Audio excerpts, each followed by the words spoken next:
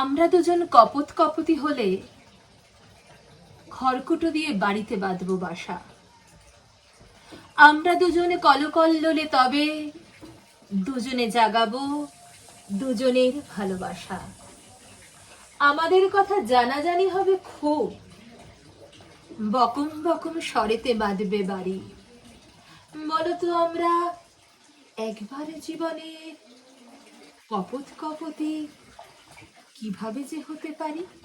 হয়তো তোমারই জন্য হয়েছি প্রেমে যে বন্য, জানি তুমি অনন্য, আশার হাত বাড়াই।